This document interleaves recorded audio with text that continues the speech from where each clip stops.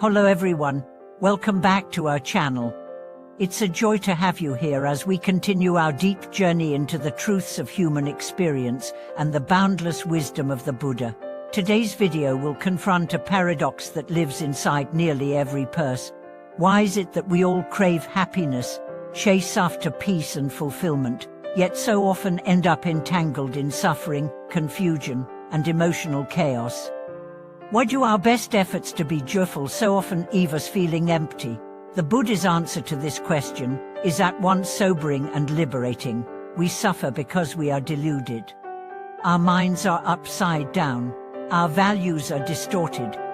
We are walking through life like someone lost in a dream, believing shadows are real and chasing illusions as if they were substance. In this episode, we are going to unpack what this delusion really means, how it operates, and most importantly, how to wake up from it.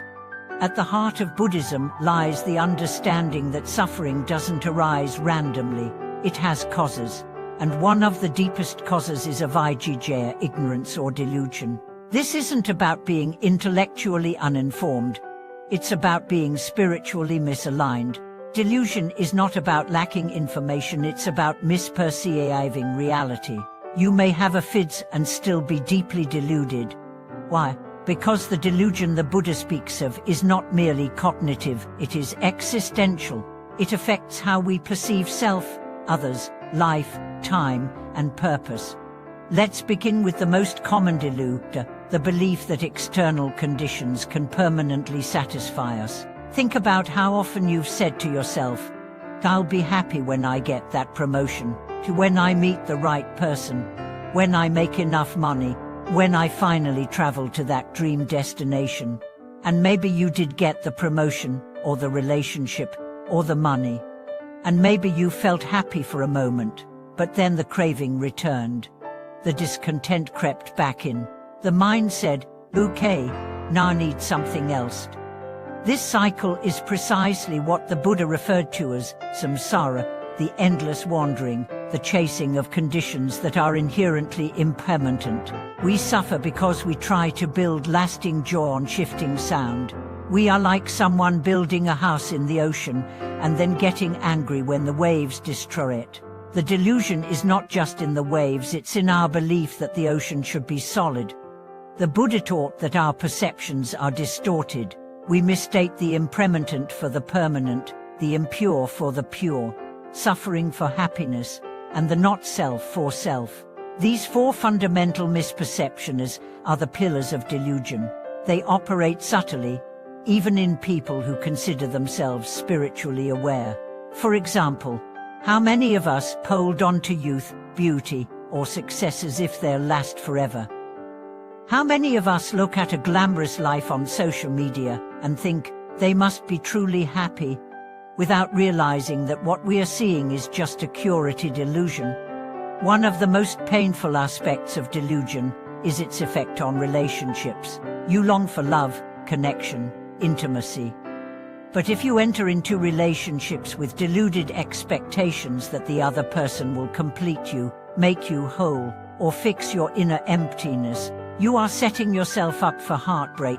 This is not because love is bad, but because the foundation is cracked. The Buddha didn't discourage love, he encouraged wise love, love that sees clearly. Love that is not clinging, not possessive, not rooted in illusion. Delusion also shows up in our emotional reactivity. When we get angry, jealous, greedy, or despairing, we often believe the stories in our minds without questioning them. "He disrespected me. I'm not good enough. They're luckier than me." These thoughts arise, and we automatically believe them.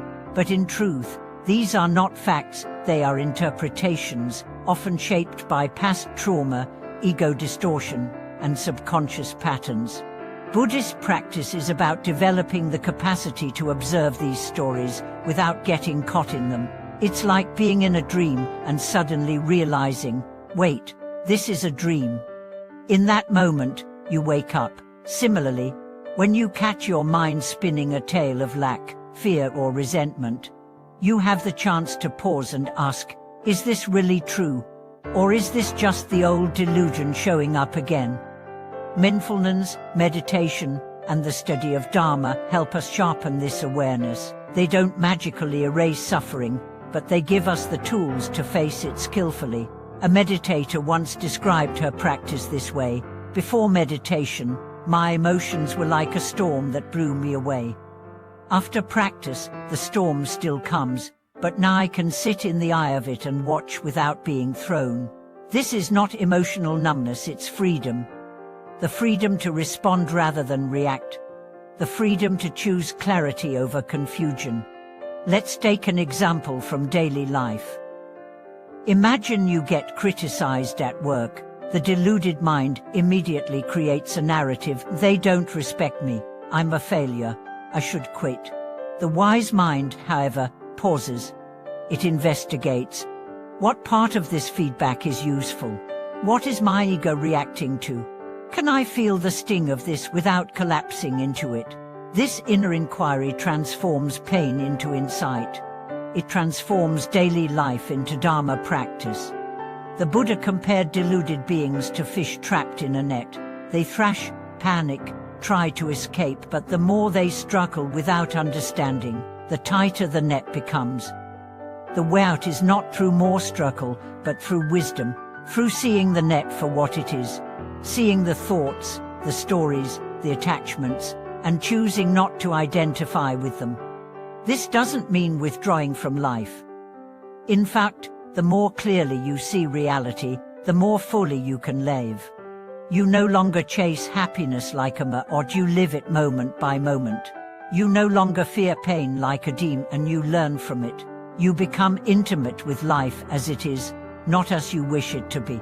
And in that intimacy, suffering softens.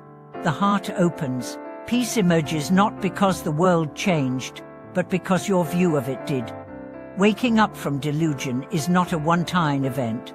It's a process, a path, a daily choice. Every moment of mindfulness is a moment of awakening. Every time you catch a thought and let it go, instead of clinging to it, you are weakening the roots of delusion. Every act of compassion, patience, or letting go is a crack in the armor of ignorance. And yes, sometimes you'll fall back into old habits. You'll get lost again. But now you'll know the way out. You'll have the tools, the maps, the support of the Dharma. You'll no longer be a victim of your own mind. You'll become its master. Not through control, but through clarity. Thank you for watching this video.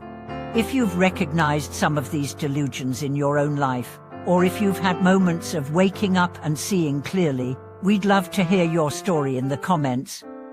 What helps you stay awake? What delusions have you released? And what ones are you still working with?